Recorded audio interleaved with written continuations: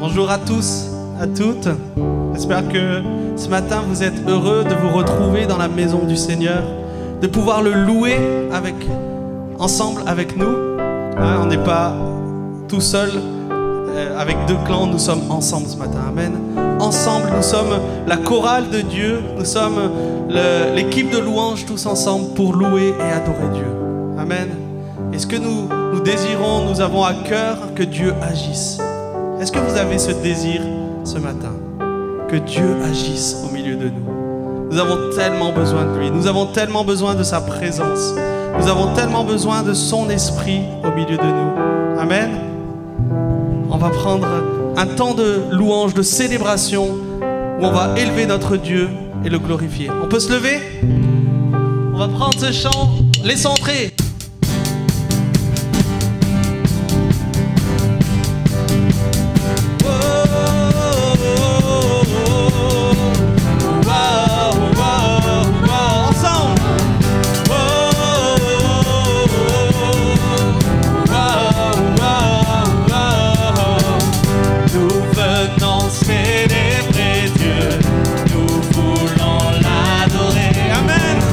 Devant lui, nous nous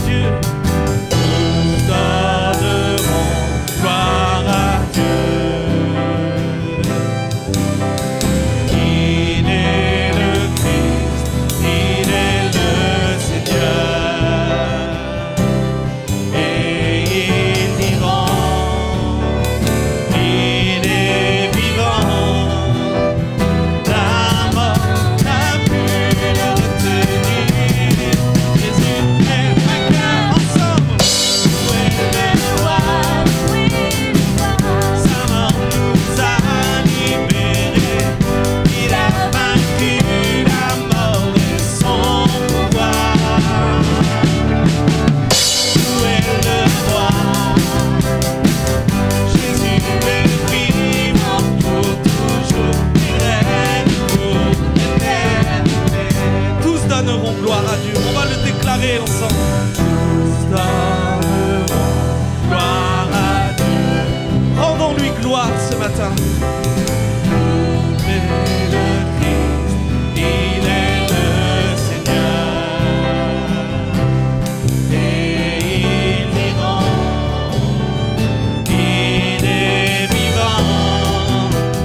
La mort n'a pu le retenir. Jésus est vainqueur, où est le roi? Sa mort nous a libérés. Il a vaincu la mort et son pouvoir. Où est le roi? Jésus est vivant pour toujours. Il règne pour l'éternité. Jésus est vivant. Jésus est vivant pour toujours. Il règne pour l'éternité. Célébrons-le. Alléluia. Alléluia. C'est le bon Seigneur Jésus. Nous chantons Hosanna, Hosanna au roi des rois.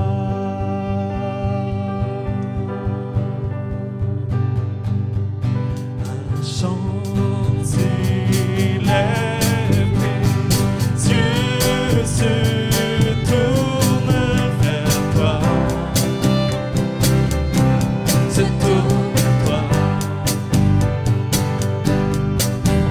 L'espoir renaît des cœurs soupirent après toi. Oui, après toi. Te voyant, nous retrouvons la force de vie. Amen. Quand nous sommes en ta présence, nos craintes fuient, elles s'enfuient. Hosanna, Hosanna, tu es le roi, le sauveur. À toi la gloire et l'honneur.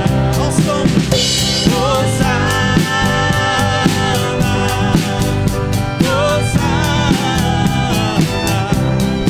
nous t'accueillons parmi nous. Sois le bienvenu, ô Jésus. Entends le chant des cœurs qui reviennent à toi. Reviennent à toi. Dans ton royaume, les vies brisées sont restaurées. Amen. Le Seigneur restaure les cœurs. Nous voulons le voir ce matin au milieu de nous. En te voyant, nous retrouvons la force de vie. Quand nous sommes en ta présence, nos craintes fuient. En te voyant, nous retrouvons la force de vie. Alléluia. Quand nous sommes en ta présence, nos craintes fuient, elles s'enfuient.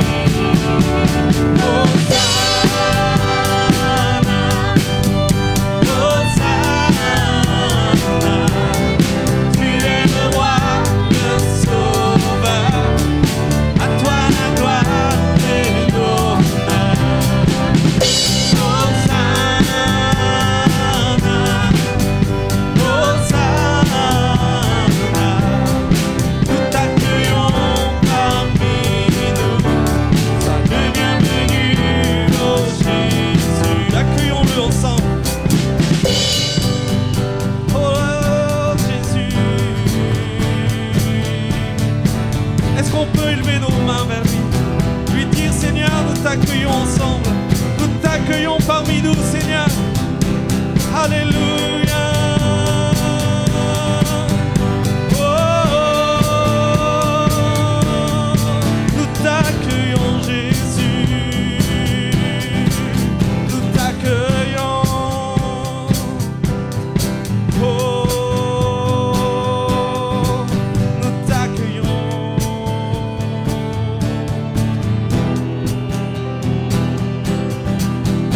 Hosanna, Hosanna, Hosanna,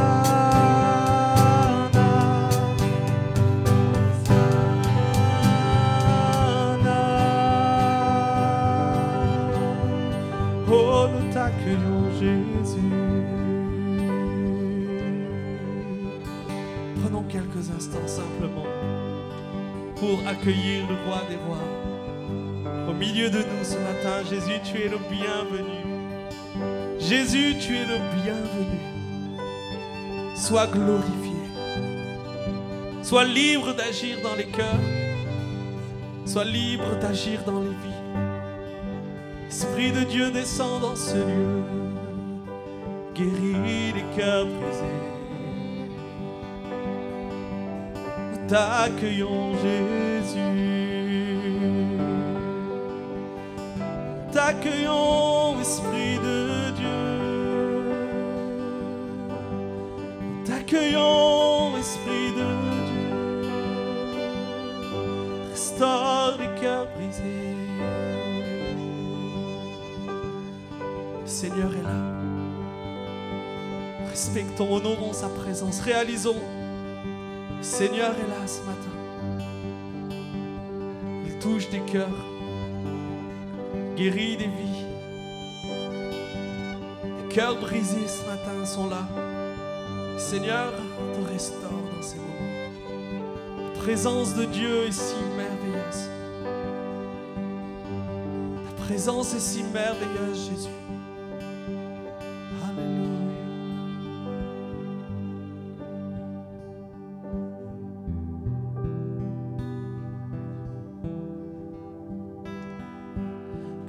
C'est tout pour moi. Il est ma délivrance. Car il n'y a rien dans ce monde qui puisse me satisfaire. Même dans l'épreuve, mon âme chante. Oui, pour toujours m'a sauvé.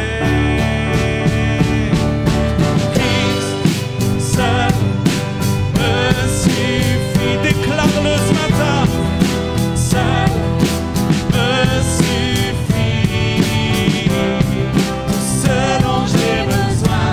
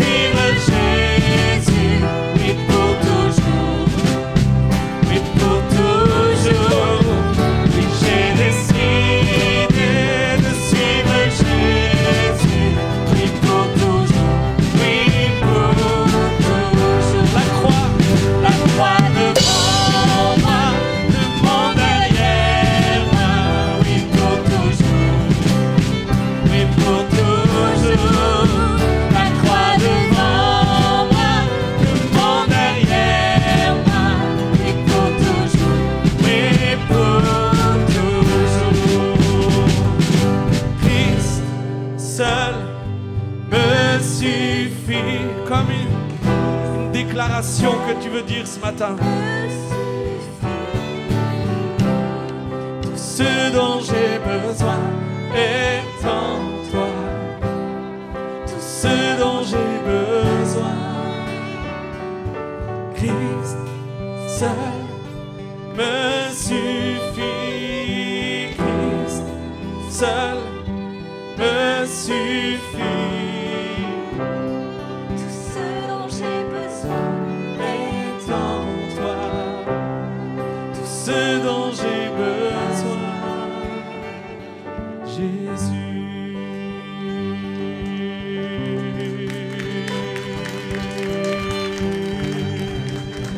Alléluia. Alléluia. Oh. Alléluia.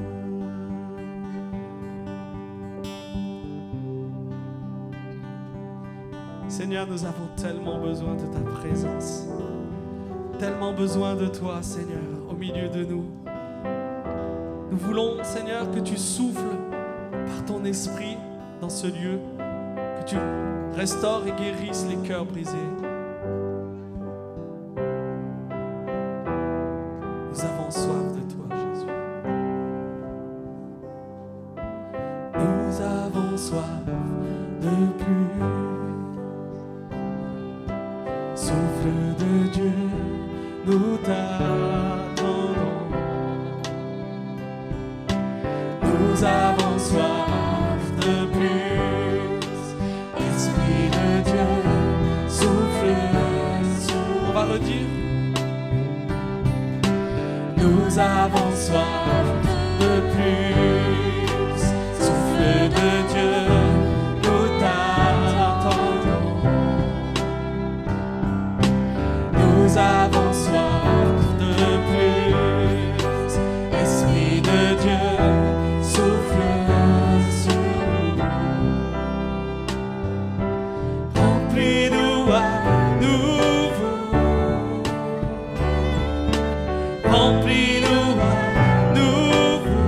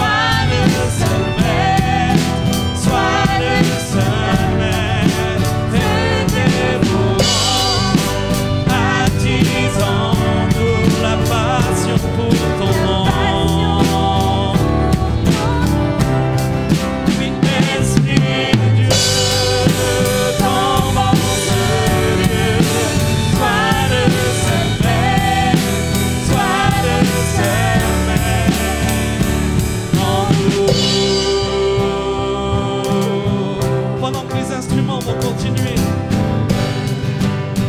Viens dans ce lieu, Esprit de Dieu. Nous allons accueillir ensemble ceux qui sont baptisés dans l'Esprit. On va élever nos langues. Et ceux qui veulent être baptisés dans l'Esprit ce matin, alors lève tes mains, ouvre ta bouche. L'Esprit de Dieu est là au milieu de nous. Oh, oh,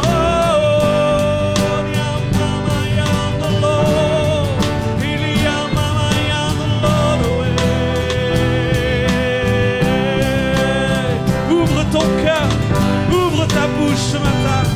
L'Esprit de Dieu est là. L'Esprit de Dieu baptise dans ces moments. Le feu de Dieu descend dans ce lieu. Alléluia.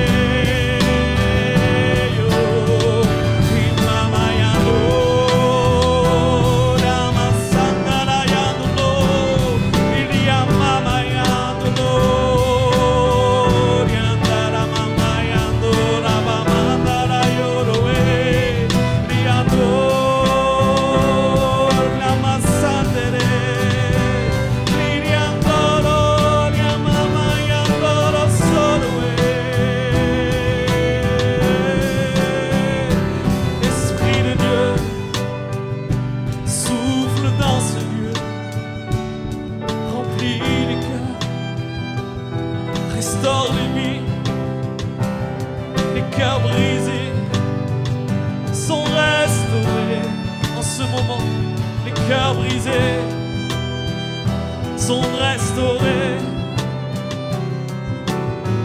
L'Esprit de Dieu est en train de passer. Il y a des personnes qui sont dans ce lieu avec le cœur brisé. Le Seigneur me montre des cœurs brisés. Et tu as chanté ce matin, Christ est tout pour moi. Cependant, ton cœur est partagé. Ton cœur est partagé. Il y a des choses que tu aimes plus que Dieu, des personnes qui ont pris la place de Dieu dans ton cœur. Le Seigneur te parle directement. Il te dit, tu as chanté Christ est tout pour moi. Pourtant ton cœur est partagé. Et ce matin, je veux guérir ton cœur. Je veux prendre la place qui a été prise. L'Esprit de Dieu te parle dans ce moment.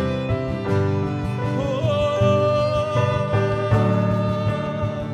Esprit de Dieu, remplis ce lieu.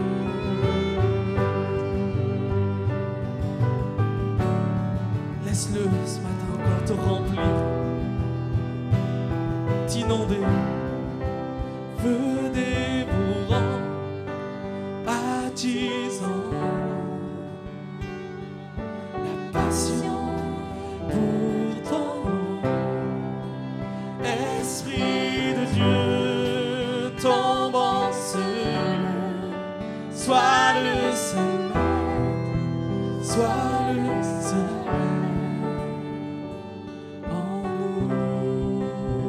Ça va être comme une prière ce matin. Je t'offre ma vie, Seigneur, je t'offre en sacrifice tout ce que j'ai, ce que je suis. Seigneur, je t'offre en sacrifice. Dis-lui tout ce que j'ai, ce que je suis.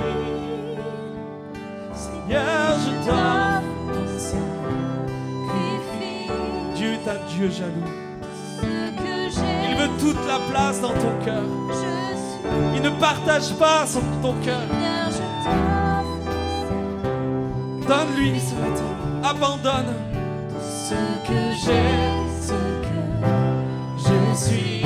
Seigneur, je t'offre. Seigneur, je t'offre en sacrifice tout ce que j'ai.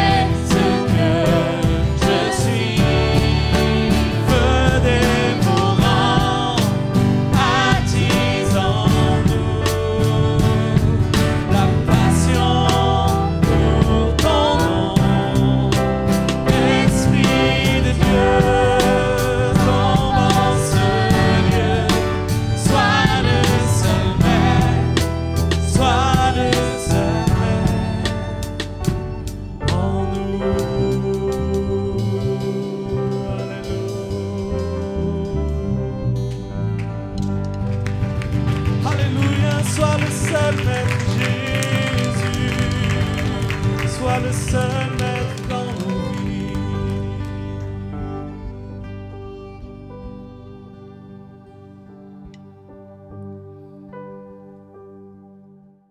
Bonjour encore à chacun, chacune, et puis à ceux qu'on n'a pas eu le temps de saluer et de voir, mais j'espère prendre un petit moment avec vous. En tout cas, on se réjouit encore en cette journée de dimanche de pouvoir célébrer Dieu ensemble, parce que c'est quelque chose d'important. Au niveau du programme, peut-être quelques informations. Donc, cet après-midi, comme on est dimanche matin, donc cet après-midi, il y aura l'école du dimanche, donc par Zoom. Alors, on invite encore les enfants et les parents surtout à prendre soin de bien se connecter à partir de 14h30 pour ce temps béni aussi. C'est un temps vraiment intéressant pour les enfants, c'est réactif. Donc voilà, en général, ils aiment, ils apprécient. Donc ça, c'est à partir de 14h30. Cet après-midi, à 17h, on a encore un deuxième culte. Donc il reste de la place si certains veulent venir ou pour revenir. En tout cas, vous êtes les bienvenus. Et puis, cette semaine, on va peut-être modifier un tout petit peu le programme à partir de la fin de semaine. Donc lundi matin, mardi et mercredi, on aura notre matinale de prière. Puisque, vous savez, on se retrouve à 7h moins quart, 7h15 pour un temps de prière. Si vous avez besoin de prier, eh bien, de présenter un sujet, ça peut être intéressant pour vous. Toujours sur Zoom, hein. Vous avez les codes de Zoom, donc vous vous branchez, puis on se retrouve ensemble. Ça donne un temps vraiment devant le Seigneur pour prier et puis aussi voilà, que le Seigneur puisse intervenir. Aussi, mercredi soir, donc on aura notre culte à partir de 19h sur Zoom. C'est aussi des temps bénis. Et puis, donc vendredi soir, on n'aura pas d'enseignement et on se retrouvera par la suite dimanche prochain. Donc dimanche prochain, l'église sera ouverte. Je pense à l'heure actuelle qu'on ne fera qu'une seule réunion le matin. Et puis aussi vous dire, hier on était sortis, donc on était toute une équipe.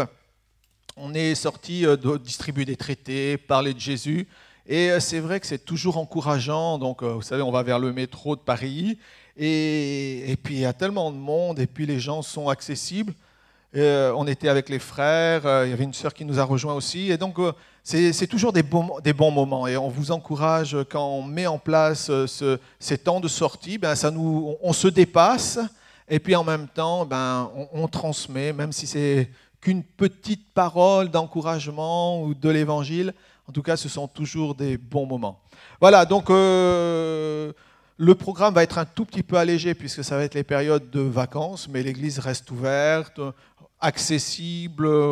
S'il y a besoin d'un rendez-vous, on est là. Puis rappelez aussi qu'on a commencé des recours de baptême puisque l'œuvre continue. Hein, Christ continue à sauver des personnes, à attirer à lui. Donc on a continué les cours de baptême. Maintenant, il n'y a aucune date de définie. Mais en tout cas, c'est reparti et on se réjouit de ce que certains vont encore s'engager avec le Seigneur. Voilà, donc en gros, les infos, mais ce qui est merveilleux, c'est de savoir que l'Église est encore ouverte aujourd'hui, profitez-en. On ne sait pas comment sera demain. Aujourd'hui, on prend tout ce qu'il y a à prendre, on se réjouit dans le Seigneur, ce sont des temps bénis. Et puis aussi, en cette fin de semaine, j'espère pour vous aussi que vous puissiez passer de bonnes fêtes, en famille, restreint, mais en famille, et puis que ceux qui sont seuls, que le Seigneur vous encourage et puis vous console, mais voilà, c'est important de savoir que Dieu n'abandonne pas les siens, et il est toujours à nos côtés. Voilà, je vais laisser Julien pour ce temps de prédication. Soyez bénis et on se retrouve à la fin. Il y a une chose dont je suis certain, c'est que dans les semaines à venir, vous tous, vous allez recevoir des cadeaux. Je suis convaincu que vous allez tous faire un cadeau à quelqu'un et vous allez tous recevoir des cadeaux. Et ce matin, je veux parler du plus beau cadeau que le Seigneur ait pu nous faire, que Dieu ait pu nous faire. Et on va voir ça dans l'évangile de Jean, chapitre 14. C'est Jésus qui dit à ses disciples avant d'aller à la croix, « Et moi, je prierai le Père et il vous donnera un autre consolateur afin qu'il demeure éternellement avec vous, l'Esprit de vérité que le monde ne peut recevoir parce qu'il ne le voit pas et ne le connaît pas. Mais vous vous le connaissez, parce qu'il parle à ses disciples, vous le connaissez, car il demeure avec vous et il sera en vous. Parce qu'après, il allait y avoir la Pentecôte et c'est à ce moment-là où le Saint-Esprit allait venir dans les disciples. Jésus dit, je ne vous laisserai pas orphelins, je viendrai à vous. Le Seigneur nous a dit, je ne vous laisserai pas orphelins, je viendrai à vous. Jésus n'a pas quitté la terre et puis nous a laissé comme ça nous ébrouiller tout seuls, mais il nous a fait un cadeau. Il a dit, je vous enverrai le Consolateur, je vous enverrai le Saint-Esprit pour que vous ne soyez plus jamais seuls, pour que plus jamais vous ayez comme ça ces pensées disant, mais où est mon Dieu, où est mon Dieu? Non, parce que Jésus a envoyé son Saint-Esprit pour nous encourager, pour être avec nous et pour être présent à nos côtés tous les jours jusqu'à la fin du monde. Aujourd'hui, nous allons parler du Consolateur. Aujourd'hui, nous allons parler du cadeau, du don du Saint-Esprit que le Seigneur nous a fait. Alors dans le plan, en fait, on va voir d'abord revenir brièvement sur l'unité en Dieu. Dieu est un, et quand on parle du Saint-Esprit, on va forcément parler de Jésus, on va forcément parler du Père. On va parler du Consolateur, du Saint-Esprit, mais vraiment brièvement ce que la Bible dit de lui. Et enfin, réaliser ensemble quel est l'impact pour nos vies. Parfois, on a besoin de révélation de Dieu. J'ai même envie de dire, on a tout le temps besoin de révélation de Dieu. À chaque instant, on a besoin de révélation de Dieu. Et je prie vraiment ce matin pour que nous tous, nous ayons cette révélation du Saint-Esprit, que nous réalisions qui il est et quelle est la portée du cadeau extraordinaire que Jésus nous a offert à la croix après sa résurrection. Amen. On va commencer, donc Dieu est un, Dieu est unique. Donc en fait, c'est le concept le plus compliqué, je pense, du christianisme. C'est l'idée de se dire que Dieu est un, mais en même temps, il y a le Père, le Fils et le Saint-Esprit. Et je pense qu'il y a des choses comme ça pour nos cerveaux humains, c'est des concepts qui nous dépassent. Je pense qu'on ne peut pas dire « j'ai tout compris ». Il y a des choses comme ça, c'est là où on voit notre limite, hein. On voit vraiment qu'on a été créé par Dieu et qu'il y a un Créateur qui est plus grand que nous. Et ce qu'il faut comprendre, malgré tout, c'est que Dieu est un, il y a 3 personnes qui sont en lui, et ces 3 personnes, elles sont dans une unité qui est parfaite. C'est-à-dire que dans les 3 personnes, le Père, le Fils, le Saint-Esprit, il y a vraiment une communion parfaite. Il n'y a pas de dispute, il n'y a pas de mésentente, un peu comme le couple parfait, hein.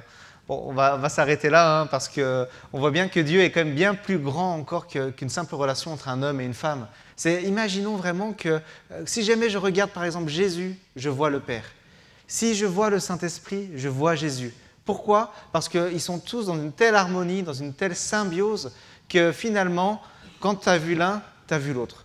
Mais pourtant, il reste 3 personnes différentes, avec leur propre personnalité, avec leur propre tempérament. C'est intéressant, hein, de se dire, mais nous, on ne peut pas comprendre ces choses-là. Donc, je ne vais pas vous donner mal à la tête plus que ça ce matin, mais il faut vraiment réaliser qu'il y a une unité dans le cœur de Dieu, une unité en Dieu, entre le Père, le Fils et le Saint-Esprit. Et on va voir ce que la Bible dit à ce sujet, rapidement. Donc, par exemple, il y a un passage où les disciples parlent à Jésus, et du coup, donc c'est Philippe qui lui dit dans Jean 14, « Seigneur, montre-nous le Père, et cela nous suffit. » Donc c'est un disciple qui dit à Jésus, « Montre-nous le Père. » Et Jésus lui répond, « Il y a si longtemps que je suis avec vous, et tu ne m'as pas connu, Philippe. Celui qui m'a vu a vu le Père. » Hein, on voit encore cette unité encore en Dieu, on voit vraiment cette harmonie parfaite en Dieu. Si tu as vu Jésus, tu as vu le Père. Et Jésus dit, bon, comment dis-tu, montre-nous le Père. On voit encore après plus tard, Jésus parle à ses disciples, et là il est clair, il est cash, c'est dans Jean 10, il dit, moi et le Père, nous sommes un. Hein, différents, mais un. Moi j'ai fait plein de maths, ça c'est une équation, ça ne marche pas. Hein. Moi je vous dis différent, égal, on sait soit c'est différent, soit c'est égal, sinon ça ne fonctionne pas. Et Jésus dit, mais en fait, nous sommes un. Si on regarde Jésus, on voit le Père. Ça veut dire que si jamais j'écoute Jésus, j'écoute le Père. Si je rejette Jésus, je rejette le Père aussi. Pourquoi? Parce que les deux, ils sont un. On ne peut pas se dire, moi j'ai mes préférences, je fais mon choix, je prends l'un et pas l'autre. Parce qu'ils sont unis, ils sont en harmonie, ils sont dans un amour parfait entre eux, on ne peut pas les dissocier. Et Jésus ne peut pas être dissocié du Père. On va voir aussi du coup par rapport au Saint-Esprit. Donc Jésus est un aussi avec l'Esprit Saint. Donc on voit un autre contexte, et j'ai pris 2 passages dans la Bible, très courts, où on voit donc Paul et Silas qui sont avec Timothée, puis ils sont en Turquie, comme ça, donc c'est après la Pentecôte, c'est après la naissance de l'Église, et ils sont en Turquie, puis ils sont là comme ça, ils sont en train d'encourager les églises locales. Et à un moment, on voit ça dans Actes 16, verset 7, arrivé près de la Mysie, une région de la Turquie, qu'on ne connaît plus maintenant, il se disposait à entrer en Bithynie, deuxième région de Turquie, toujours pas connue. Et là, l'Esprit de Jésus ne le leur permit pas. C'est marrant, c'est qu'on dit l'Esprit de Jésus. C'est l'Esprit de Jésus. L'Esprit Saint, ce n'est pas juste l'Esprit Saint, mais c'est l'Esprit de Jésus. Et on le voit après encore par la suite dans les lettres de Paul. Il dit « Et parce que vous êtes fils, Dieu a envoyé dans nos cœurs l'Esprit de son Fils, lequel crie « Abba, Père ». L'Esprit de son Fils. L'Esprit Saint est l'Esprit de Dieu. L'Esprit Saint est l'Esprit de Jésus-Christ. Donc on ne peut pas dissocier le Saint-Esprit de Jésus, parce qu'il y a une unité en Dieu. Et le Saint-Esprit et Jésus forment un. Tout comme le Père et Jésus forment un, et du coup le Père et le Saint-Esprit aussi forment un. Donc en fait, ils sont ensemble. Est-ce qu'on réalise maintenant, quand on réalise que quand Jésus nous dit dans la Bible qu'il nous envoie le don du Saint-Esprit, est-ce que nous réalisons qui habite en nous? Est-ce que nous réalisons la portée de la personne qui habite en nous? Est-ce que nous réalisons qu'en nous, pour tous ceux qui ont reçu le Seigneur, tous ceux qui l'ont accepté, est-ce que nous réalisons véritablement que c'est l'Esprit de Jésus, que c'est Dieu lui-même qui vit en nous? Souvent, moi, quand je parle avec des amis, des collègues, ils me disent « Ah, mais Dieu, il est où? Dieu, il est où? Moi, je le cherche partout. Ah, j'ai entendu un signe, peut-être que Dieu est là. Ah, j'ai vu, il y a un miracle là-bas, peut-être que Dieu est là. » Mais en fait, Dieu a décidé de venir sur terre habiter en nous, par l'Esprit de Dieu. Dieu est présent sur terre aujourd'hui par son Esprit, par l'Esprit Saint, par l'Esprit de Jésus, et il vit en nous. Et il vit dans le cœur de tous ceux qui ont accepté Jésus-Christ et qui ont voulu de tout leur cœur lui obéir et lui faire confiance et lui consacrer sa vie. Réalisons encore ce que fait le Saint-Esprit. Quand le Consolateur sera venu, dans Jean 16, quand le Consolateur sera venu, l'Esprit de vérité, il vous conduira dans toute la vérité. Car il ne parlera pas de lui-même, mais il dira tout ce qu'il aura entendu. Et il vous annoncera les choses à venir. Et là, Jésus, il parle toujours, il dit « Il me glorifiera, parce qu'il prendra de ce qui est à moi et vous l'annoncera. » Le Saint-Esprit est là pour une seule chose, pour glorifier le nom de Jésus. Le Saint-Esprit est là pour une seule chose, pour le glorifier. Et il va prendre du coup des choses qui sont en Dieu et il va l'annoncer à son Église, il va l'annoncer à ses disciples pour que le nom de Jésus soit glorifié. L'œuvre du Saint-Esprit est de glorifier Jésus-Christ. L'œuvre du Saint-Esprit dans nos vies, ce n'est pas de faire du spectacle, ce n'est pas de faire des choses sensationnelles. L'œuvre du Saint-Esprit est de glorifier Jésus dans nos vies et de glorifier Jésus dans l'Église. Réalisons à cet instant vraiment la portée de la personne du Saint-Esprit. Il est là pour glorifier Jésus. Enfin, il y a quelque chose qui est intéressant aussi, c'est que le Saint-Esprit est une personne sensible. Ce n'est pas un concept, c'est pas... parfois on peut avoir des courants de pensée qui circulent dans le monde, comme quoi c'est juste un concept, un truc flou, un truc brumeux comme ça qui est là, et puis on ne sait pas comment est-ce qu'il fonctionne. Mais non, le Saint-Esprit est une personne sensible. On le voit dans Éphésiens 4, verset 30. « N'attristez pas le Saint-Esprit de Dieu, par lequel vous avez été marqués d'une empreinte pour le jour de la libération. » N'attristez pas le Saint-Esprit de Dieu. N'attristez pas le Saint-Esprit de Dieu. C'est difficile d'attrister quelque chose qui n'est pas une personne. Je ne sais pas si on prend une pierre, par exemple. C'est difficile d'attrister une pierre. C'est difficile de prendre une plante comme ça et de l'attrister, de dire « Oh, mais je t'ai fait de la peine ». Ouais, c'est totalement prendre un pupitre et dire « Je t'ai fait mal, j'étais un peu brusque tout à l'heure quand je t'ai monté ». C'est totalement ridicule. On ne peut attrister qu'une personne qui est sensible. On ne peut attrister qu'une vraie personne, en fait. On ne peut pas attrister un concept. Et il faut réaliser, mes bien-aimés, que le Saint-Esprit est une personne sensible, est une personne qui vit avec nous, qui vit en nous et qui est là et qui est là véritablement. C'est une vraie personne à part entière. Et pourtant, il est présent avec nous. Et on peut l'attrister. On peut l'attrister par notre attitude. On peut l'attrister par notre oubli. On peut l'attrister par le péché. On peut l'attrister par une dureté de cœur. Mais le Saint-Esprit est présent avec nous. Le Saint-Esprit est présent avec nous. Et c'est une vraie personne. Jésus en parle comme une vraie personne. Rapidement encore, on va voir l'identité du Saint-Esprit, l'identité du Consolateur. Juste pour vraiment qu'on ait en tête la portée du cadeau offert par Jésus-Christ à la croix. Que nous réalisions qui est le Saint-Esprit qui est avec nous. Parce que si on ne le connaît pas, c'est un peu compliqué. Si on ne le connaît pas, c'est un peu compliqué de réaliser qui il est, de vivre notre vie chrétienne, et puis surtout de réaliser la portée du cadeau que nous avons reçu. Donc on voit par exemple que le Saint-Esprit était présent à la création. Dans Genèse 1, versets 1 à 2, « Au commencement, Dieu créa les cieux et la terre. La terre était informe et vide. Il y avait des ténèbres à la surface de l'abîme, et l'Esprit de Dieu se mouvait au-dessus des eaux. »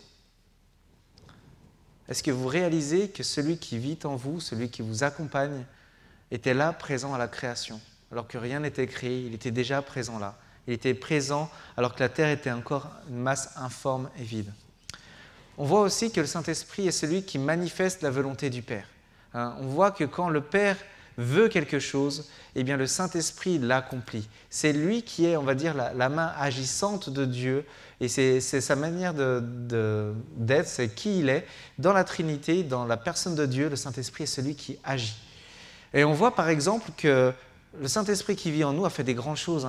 Moi, réalisons vraiment que, par exemple en Égypte, quand il y avait le peuple d'Israël qui était esclave, quand le peuple hébreu était esclave là-bas, il y a un moment, on sait tous, ce récit où ils ont traversé une mer et ça dit qu'il y avait des murs comme ça d'eau qui étaient présents, ça s'élevait comme des murailles, ils sont passés à travers. C'est le Saint-Esprit qui a levé ces choses-là. C'est le Saint-Esprit qui, par sa puissance, a permis que le peuple passe. 1 million de personnes, 1 million de personnes sont passées comme ça. Même, regardons les miracles qui sont passés en Égypte. Moi, je vois, par exemple, il y a des choses qui sont extraordinaires. Les ténèbres la lumière s'est changée en ténèbres. Du jour au lendemain, hop, on ne voyait plus rien. Pourquoi? Parce que le Saint-Esprit a agi, il a exécuté la volonté du Père et il a exécuté son jugement sur l'Égypte. On voit par exemple aussi toute l'eau changer en sang. En Égypte, il y a eu ce fléau-là. Toute l'eau de toute l'Égypte, à un instant donné, était changée en sang. Si jamais on avait un verre d'eau qui était là comme ça, l'eau qui était contenue dans le verre était changée en sang. On se dit, mais par quelle puissance c'est possible? Le Saint-Esprit l'a fait. On voit par exemple aussi avec Élie. Élie, dans l'Ancien Testament, on voit par exemple qu'il y avait un moment où le peuple d'Israël était retourné avec des anciennes divinités, avec des divinités des gens qui habitaient sur place, les divinités païennes. Et puis du coup, il y avait un gros conflit comme ça parce qu'Élie servait l'Éternel et le roi d'Israël, lui, était à fond dans l'idolâtrie, à fond dans les dieux païens. Donc, ils ont fait un défi, ils se sont fait une battle. Ils ont dit, chacun va construire un autel, on va prendre du bois, des pierres, on va mettre un animal dessus qu'on va sacrifier et chacun va prier pour son Dieu et le Dieu qui fera descendre le feu du ciel, celui-ci sera le vrai Dieu. Et qu'est-ce qui s'est passé? Bien sûr, les dieux païens n'ont rien fait, mais quand Élie a commencé à invoquer le Dieu du ciel, l'Éternel, un feu est descendu du ciel et ça dit que ça a tout brûlé, ça a tout cramé, ça a tout désintégré. Même la pierre qui était là, je pense que ce n'était pas des cailloux, c'était des grosses pierres, elles ont toutes fondu. On ne réalise pas la puissance, la température qu'il a dû y avoir pour que ce miracle se passe là. Mais même réalisons encore ce que le Saint-Esprit qui est en nous continue de faire encore aujourd'hui. On a vu des récits de résurrection, des personnes qui étaient mortes, des personnes qui étaient décédées depuis plusieurs jours, 3 jours, 4 jours même pour Lazare.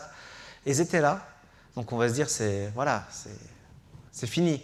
Et pourtant non, parce que l'Esprit de Jésus, l'Esprit de Dieu est venu, il a ramené le corps à la vie. Je ne sais pas comment c'est possible, toutes les cellules étaient désintégrées, le cerveau était sûrement bien atteint, je veux dire, tout était à l'arrêt, et pourtant l'Esprit de Jésus-Christ est venu, il a ramené à la vie.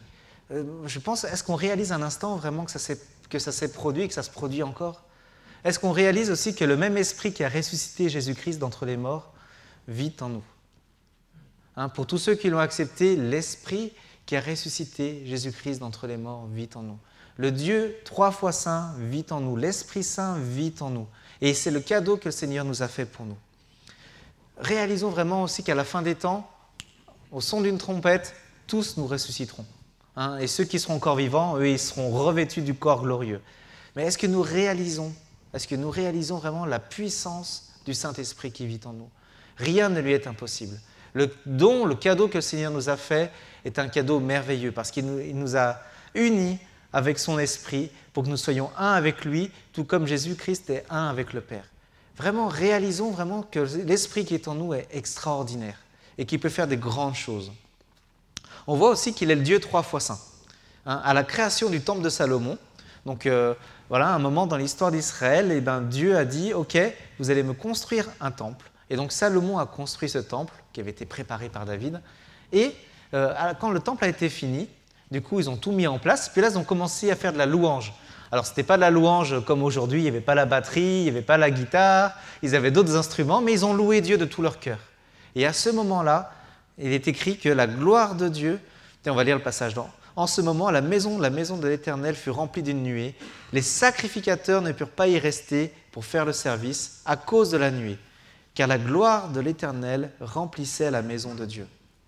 Pourquoi ? Parce qu'à ce moment-là, dans l'histoire, l'Esprit Saint était présent dans le temple. Il remplissait tellement le temple, il y avait la gloire de Dieu qui était présente, qui était là, que même les prêtres qui étaient là, les sacrificateurs, ne pouvaient pas rentrer.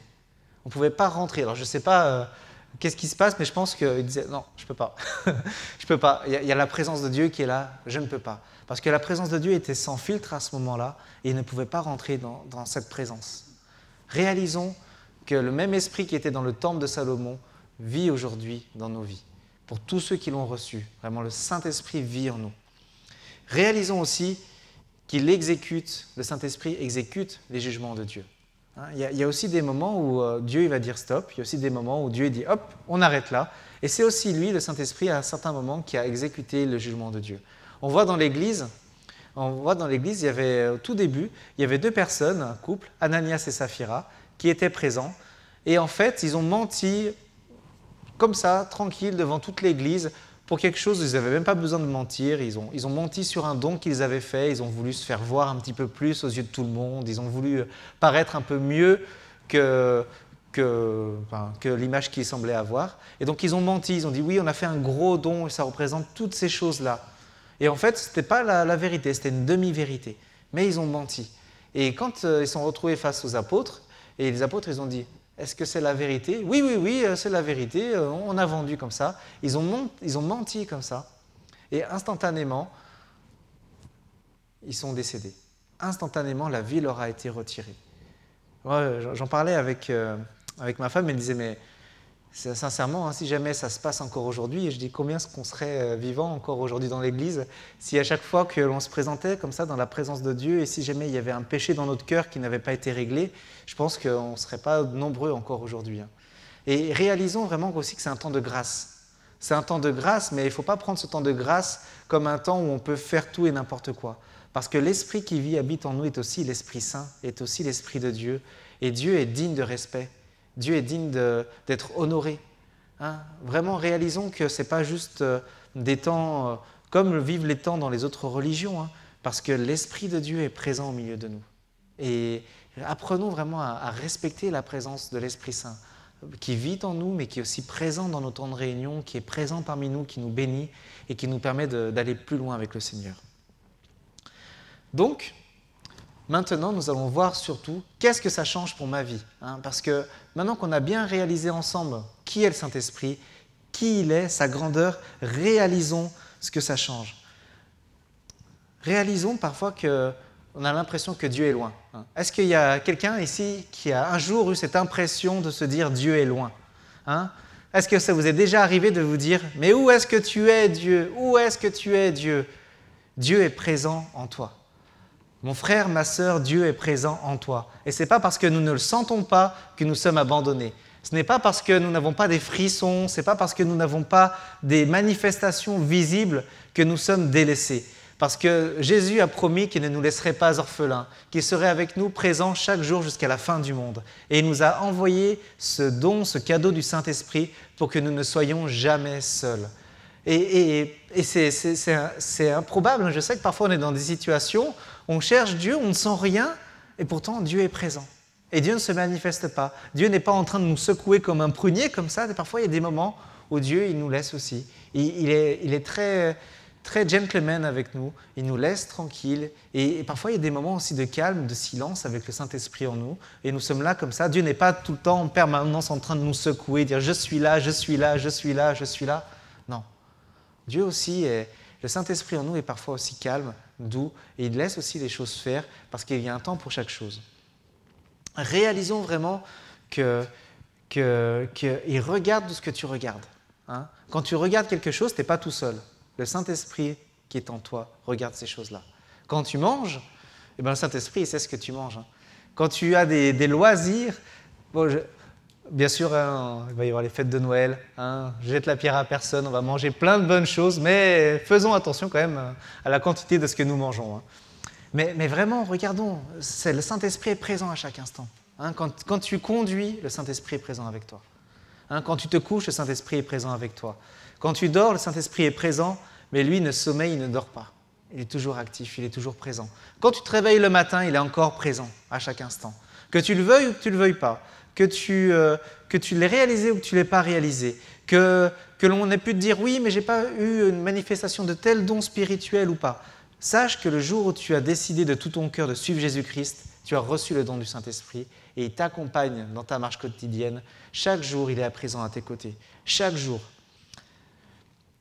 Et si jamais tu es encore dans cette démarche avec le Seigneur, ben, sache une chose, c'est que tu n'es pas délaissé. Hein, parce que Jésus, il a dit à ses disciples, il sera présent avec vous et il sera présent en vous. Hein, moi, je me souviens qu'avant de rencontrer le Seigneur, la présence du Saint-Esprit était omniprésente autour de moi. Il était présent à côté de moi. Il parlait à mon cœur. Il me montrait des choses. Il me parlait.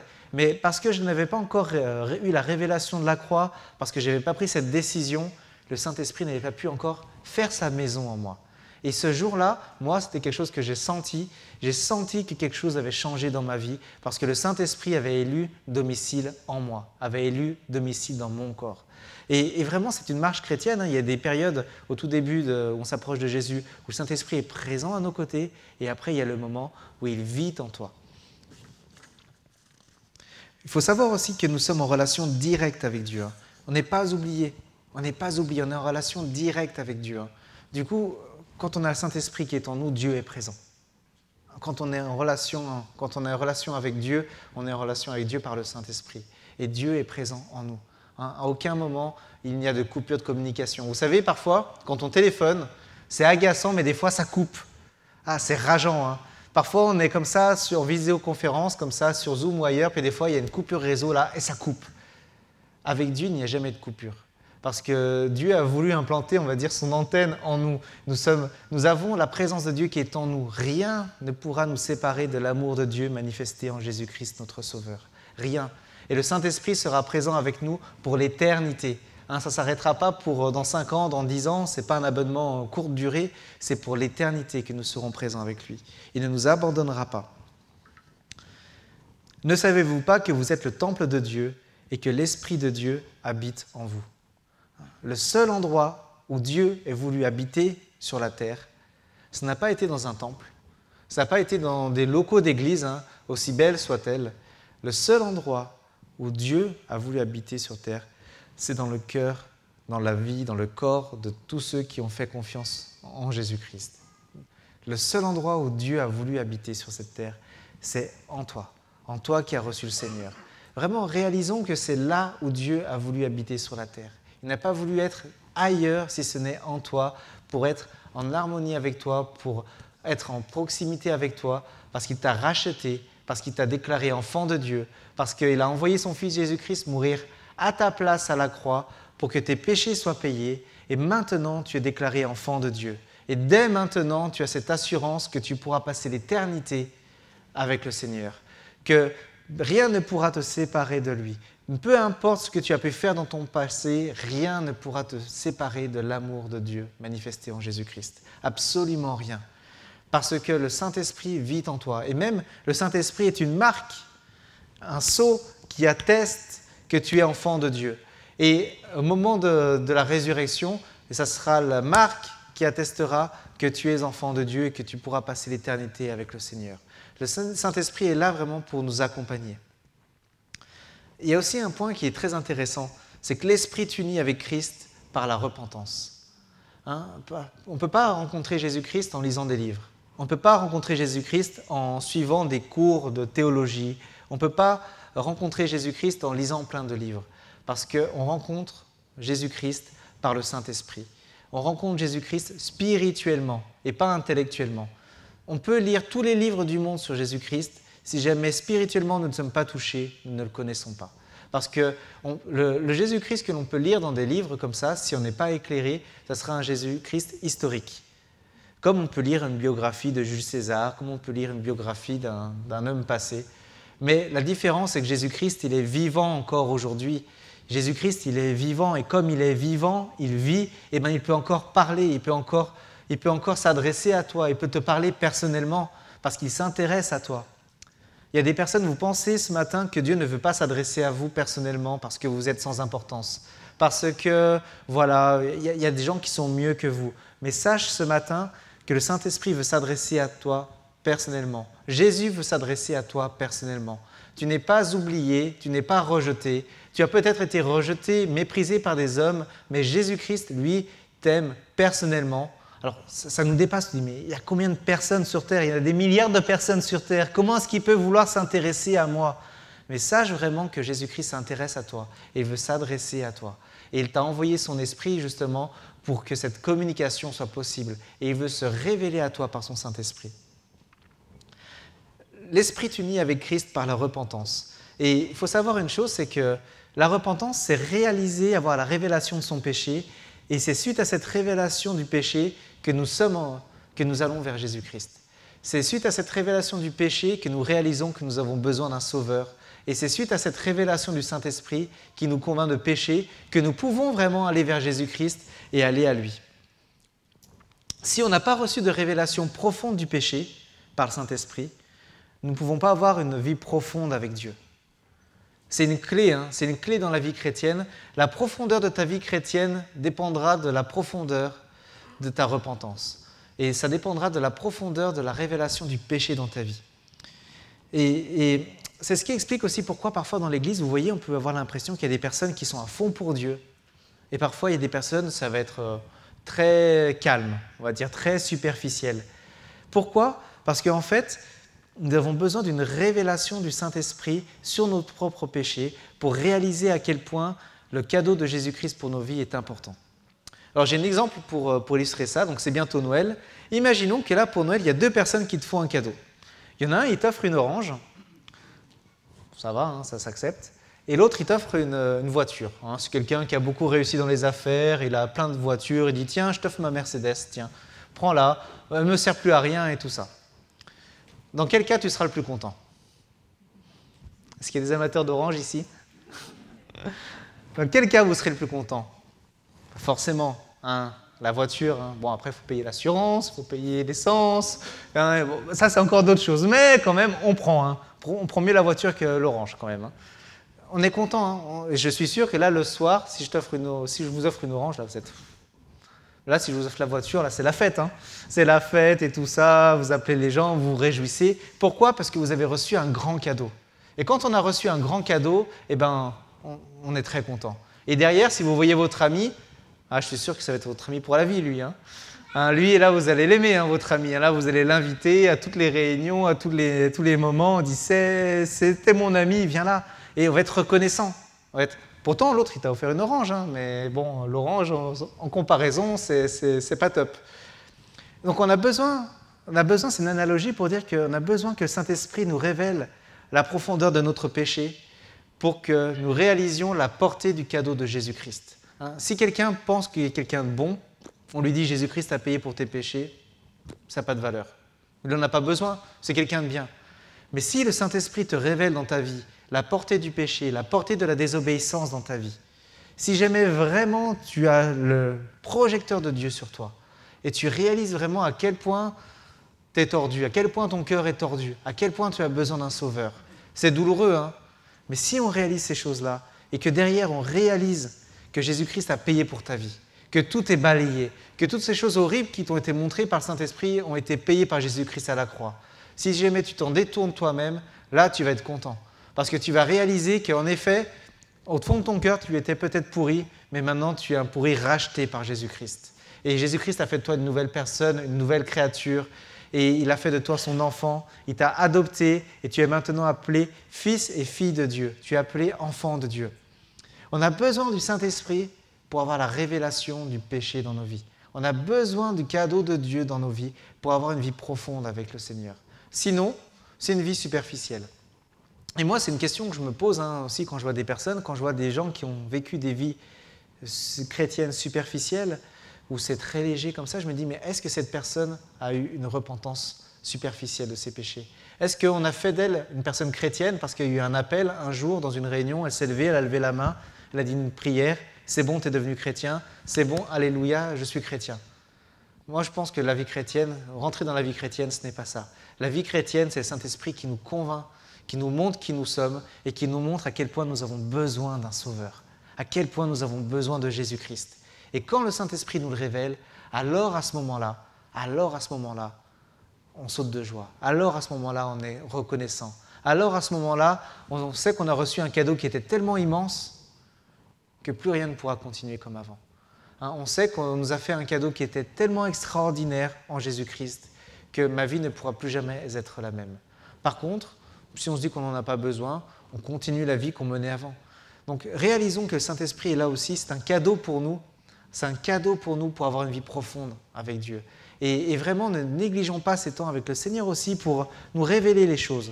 Parce que de toute façon, les choses qu'on a faites, les choses mauvaises qu'on a faites, elles sont là. Notre cœur tordu, il est là. Qu'on le veuille ou qu'on ne le veuille pas, il est là.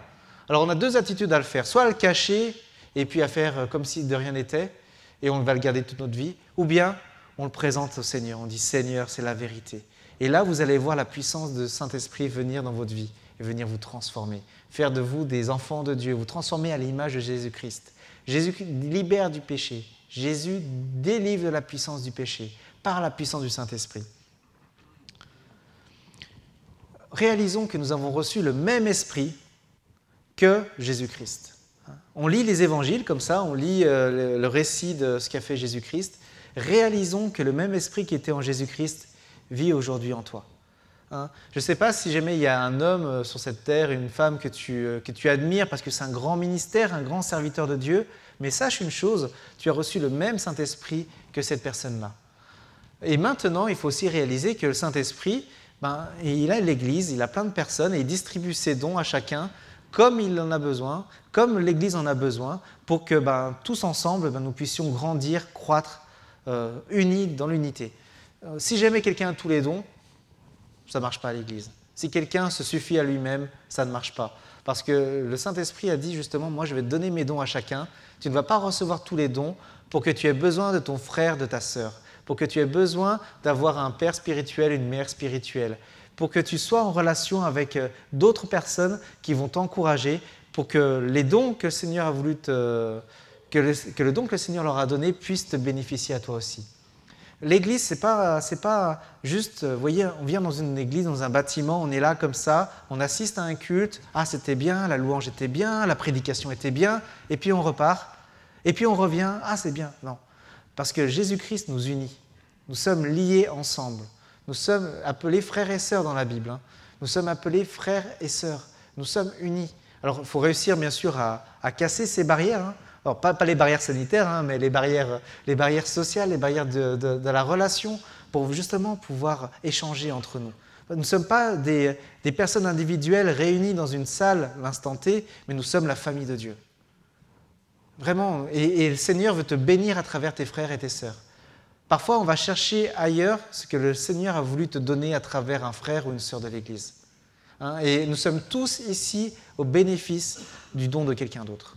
Nous avons tous été bénis par le don du Saint-Esprit qui a été fait à d'autres personnes. Et c'est une réalité. Ce n'est pas juste regarder des choses sur Internet. On regarde des choses sur Internet, on se nourrit, on mange. Mais le Seigneur, il veut te bénir, le Saint-Esprit veut te bénir à travers tes frères et tes sœurs. Et pas forcément, vous voyez, que les responsables, que les anciens, que les pasteurs, que les ministères. Non. Même à travers ton frère et ta sœur, tous, quelqu'un peut avoir une parole pour toi, une parole de sagesse, une parole de connaissance, peut te donner un conseil qui vient de Dieu, qui est inspiré. Tu peux prier comme ça pour des sujets. Moi, j'ai prié pour des sujets, j'avais une sœur d'église qui venait me voir, elle s'assoit à côté de moi, elle me dit la réponse à ma prière.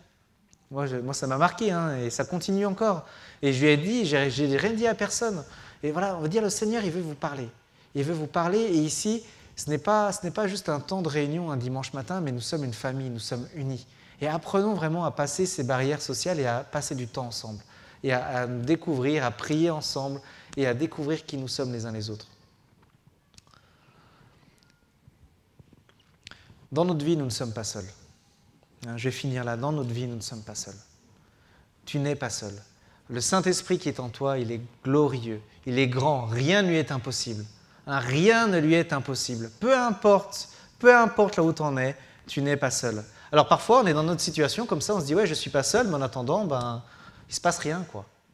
Parfois, on est là comme ça, on dit « oui, j'ai bien entendu ce message, c'est super, mais là, je sais que quand je vais rentrer, il ne va rien se passer. » Mais sache une chose, tu n'es pas seul.